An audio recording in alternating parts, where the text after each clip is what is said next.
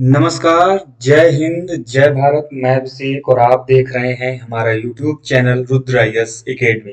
दोस्तों, एक बार फिर से आप सभी का हमारे इस यूट्यूब चैनल पे हार्दिक स्वागत है। दोस्तों, आज के इस सेशन में, आज की इस वीडियो में हम आपसे बात करेंगे सीआरपीसी अर्थात क्रिमिनल प्रोसीजर कोड के कुछ इंपॉर्टेंट एमसीक्यूज के बारे में।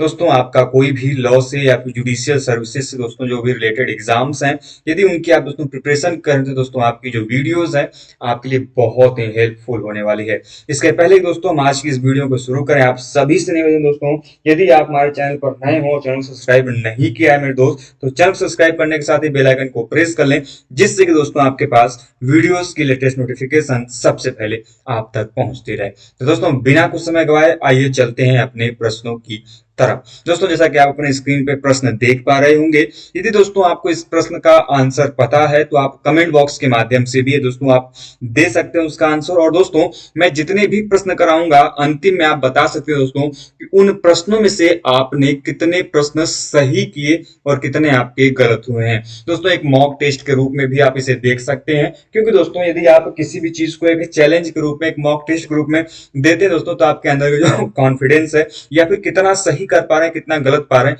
इससे आप अपना आकलन कर सकते हैं। दोस्तों, चलते हैं प्रश्न की तरफ। सबसे पहला प्रश्न दोस्तों आपके सामने है कि which of the following statements is not true. ध्यान रखिएगा, यहां पे शब्द दिया है नॉट ट्रू, मतलब कि गलत है। Regarding the charge sheet made under the provisions of code of criminal procedure 1973। तो सीधे सीधे प्रश्न ये पूछा गया है कि क्रिमिनल प्रोसीजर कोड अर्थात सीआरपीसी के अंतर्गत चार्जशीट को लेकर जो प्रोविजंस दिए गए हैं, इन चारों ऑप्शन में से कौन सा सही नहीं है, ये आपको बताना है। तो आपके सामने ऑप्शंस दिए गए दोस्तों। ऑप्शन नंबर ए दिया है कि in case of offence a rape of a child, charge sheet must be submitted with in 3 months of FIR। तो प्रश्न पहला का जो आपका यहाँ पे ऑप्शन दिया है, बड़ा सिंपल सा ऑप्शन है भैया, कि रेप के ऑफेंस में, रेप के अपराध में, बलात्कार के अपराध में वो जो चार्जशीट है वो 3 महीने के भीतर भीतर सबमिट हो जानी चाहिए, FIR जो है। दूसरा ऑप्शन दिया है दोस्तों, after submission of the charge sheet there can not be any further investigation into the case by police. ये दूसरा ऑप्शन दिया गया है कि भैया जब चार्जशीट सबमिट हो जाएगी उसको, तो उसके पश्चात कोई भी इन्वेस्टिगेशन उस पुलिस के द्वारा नहीं किया जाएगा उस केस में। ये दूसरा ऑप्शन दिया गया है। तीसरा दिया है कि the right to be released on bail is lost once the chargesheet is filed. जो चार्जशीट है एक बार फाइल होने के पश्चात जो बेल के रिलीज होने का राइट है, ये क्या हो जाता है आपका लॉस्ट हो जाता है। क्या हो जाता है? The right to be release on bail is once the charge sheet is filed.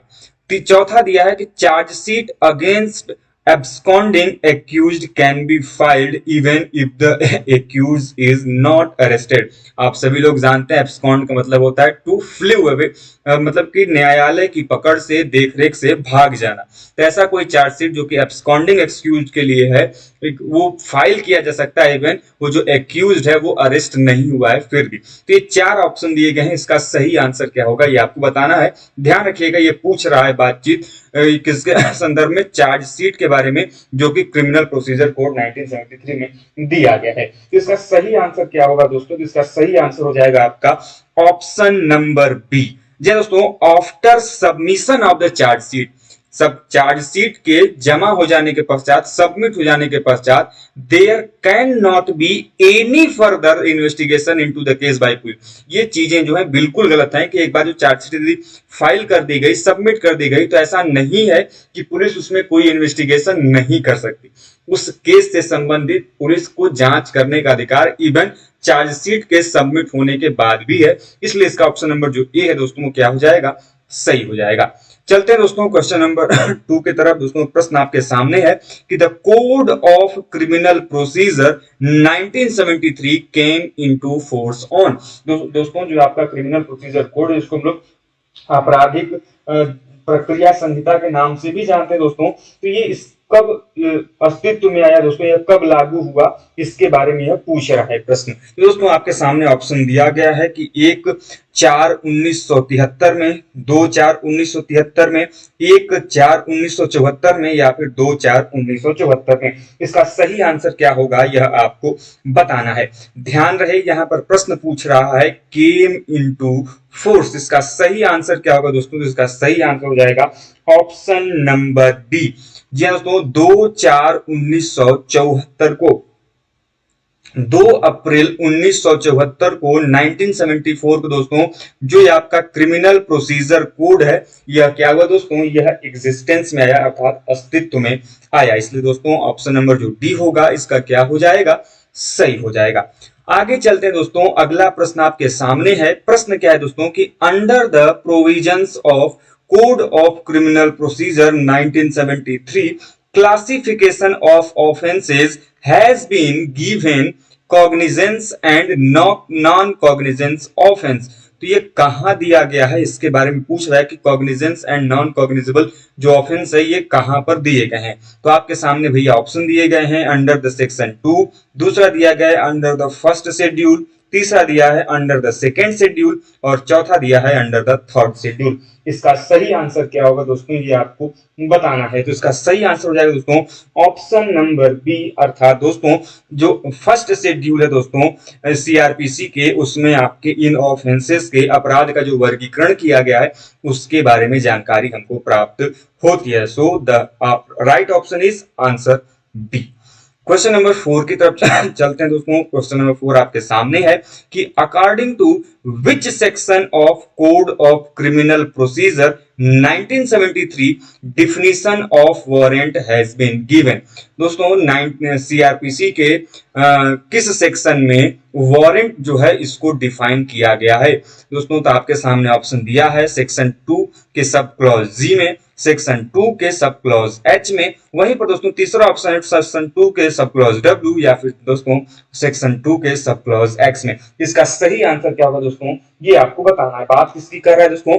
Warrant के डिफिनेशन की बात कर रहा है और आपसे पूछ रहा है इसको सीआरपीसी के किस सेक्शन में डिफाइन किया गया है। तो दोस्तों इसका सही आंसर हो जाएगा ऑप्शन नंबर डी। ये दोस्तों सेक्शन 2x जो है दोस्तों यह बात करता है सीआरपीसी में डिफिनेशन ऑफ वारंट के बारे में। दोस्तों वारंट की जो परिभाषा है यह कहां दिया गया है? तो ध्यान रखेंगे यह दिया गया है सीआरपीसी अर्थात क्रिमिनल प्रोसीजर कोड के दोस्तों सेक्शन 2 के सब क्लॉज एक्स में।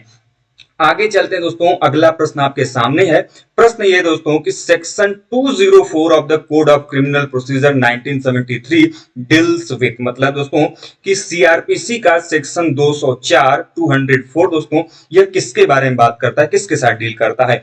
दोस्तों आपके सामने ऑप्शन दिए गए हैं। ऑप्शन पहला दोस्तों एग्जामिनेशन ऑफ कंप्लेनेंट, कंप्लेनेंट जो है दोस्तों उसके एग्जामिनेशन की बात करता है, परीक्षा की बात करता है। दूसरा दिया दोस्तों एग्जामिनेशन ऑफ एक्यूज, जो एक्यूज है दोस्तों जो आरोपी है दोस्तों उसका एग्जामिनेशन की बात करता है। तीसरा है इशू ऑफ प्रोसेस की बात करता है या फिर चौथा है दोस्तों क्रॉस एग्जामिनेशन ऑफ एक्यूज, ये एक्यूज के क्रॉस एग्जामिनेशन की बात करता है। तो उसका सही आंसर क्या होगा?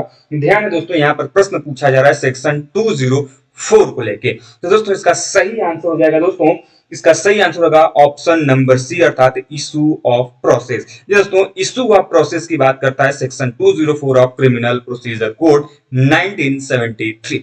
अगला क्वेश्चन दोस्तों आपके सामने है। प्रश्न क्या है दोस्तों कि discharge of the accused under section 249 of the code of criminal procedure 1973। यह बात किसके बारे में कर रहा है? एक्यूज के डिस्चार्ज होने की, जो कि सेक्शन 249 में डिफाइन किया गया है। तो अब इसके बारे में कौन सा ऑप्शन सही है ये आपको बताना है। ऑप्शन आपके सामने दोस्तों पहला दिया गया है कि it is considered to be acquittal for the purpose of section 300 of CrPC, and दोस्तों दूसरा ऑप्शन दिया है it is based on merits of case.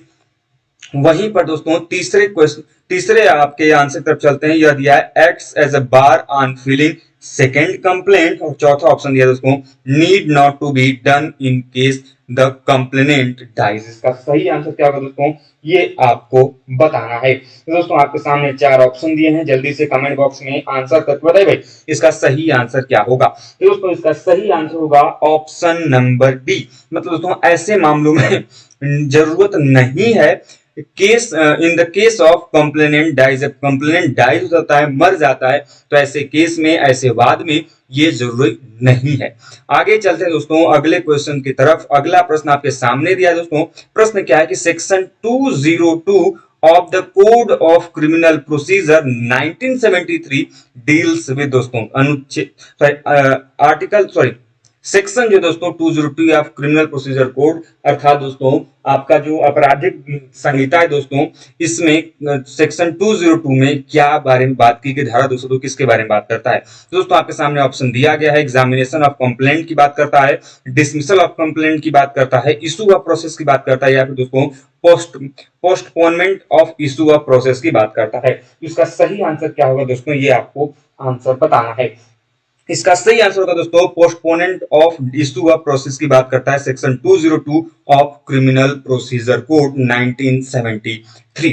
आगे बढ़ते हैं दोस्तों अगले क्वेश्चन की तरफ। अगला क्वेश्चन दोस्तों आपके सामने है कि who amongst the following is not competent under section 92 of CrPC to order the postal और telegraph authority to deliver the documents और थिंग।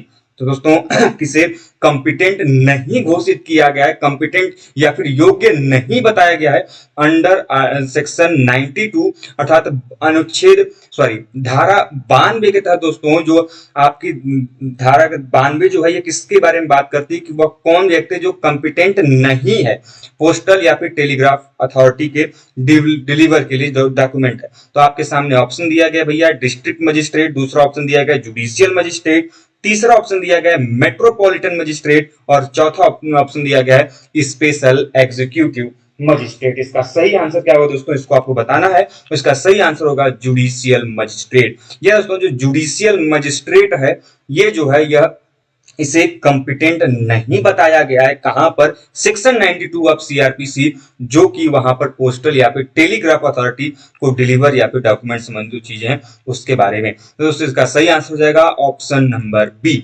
आगे चलते हैं दोस्तों अगले क्वेश्चन की तरफ। अगला क्वेश्चन आपके सामने है।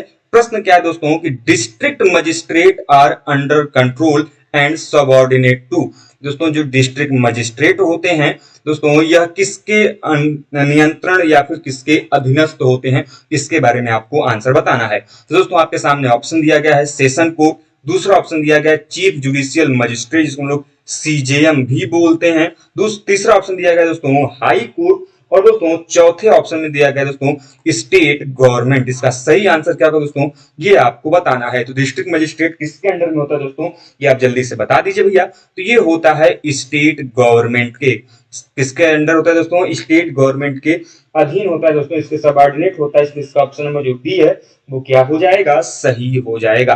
आगे चलते हैं दोस्तों अगले क्वेश्चन की तरफ। अगला और लास्ट का क्वेश्चन आज का है। हम लोग डेली बेसिस पे दोस्तों 10 क्वेश्चन करेंगे और दोस्तों प्रतिदिन बेसिस पे बाकी हम क्वेश्चंस को डिस्कस करेंगे। इवन दोस्तों हम लोग न केवल सीआरपीसी बल्कि आईपीसी, एविडेंस एक्ट, जितने भी लॉज हैं दोस्तों हम उनके बारे में एक एक करके डिस्कस करने वाले हैं। तो दोस्तों चैनल पर बने रहें, साथ में दोस्तों वीडियो पसंद आए तो वीडियो को लाइक भी जरूर करें। तो दोस्तों आपके सामने प्रश्न दिया गया है कि section 19 of the code of criminal procedure 1973 deals with provision relating to. तो दोस्तों जो सेक्शन 19 है, धारा 19 है दोस्तों क्रिमिनल प्रोसीजर कोड की, यह किसके बारे में बात करती है। तो दोस्तों आपके सामने ऑप्शन दिया गया है एग्जीक्यूटिव मजिस्ट्रेट की, दूसरा ऑप्शन दिया गया है स्पेशल एग्जीक्यूटिव मजिस्ट्रेट की, तीसरा ऑप्शन दिया गया है मेट्रोपॉलिटन मजिस्ट्रेट की और चौथा ऑप्शन दिया दोस्तों सबऑर्डिनेट ऑफ मेट्रोपॉलिटन मजिस्ट्रेट की। इसका सही आंसर क्या होगा दोस्तों, इसको आपको बताना है। दोस्तों जल्दी से जवाब दे दीजिए, बताइए भाई कि कितने आपके प्रश्न सही हो रहे हैं। तो दोस्तों इसका सही आंसर हो जाएगा ऑप्शन नंबर डी, अर्थात दोस्तों सबऑर्डिनेट और मेट्रोपॉलिटन मजिस्ट्रेट के बारे में बात करते हैं दोस्तों आपका सेक्शन 19 ऑफ सीआरपीसी। तो दोस्तों हम लोगों ने इस प्रकार से आज के इस क्वेश्चन में दोस्तों 10 प्रश्नों को सही किया। अब आप हमें कमेंट बॉक्स के माध्यम से बताइए दोस्तों, आपने इन 10 प्रश्नों में से कितने प्रश्नों को सही किया है, आपके कितने प्रश्न दोस्तों इसमें सही हैं और कितने प्रश्न दोस्तों आपके गलत हैं। दोस्तों हम लोग इसी प्रकार के क्वेश्चन के साथ मिलते हैं नेक्स्ट वीडियो में। तब तक के दोस्तों हमारे चैनल पर बने रहें, स्वस्थ रहें, मस्त रहें। जय हिंद, जय भारत, हर हर महादेव।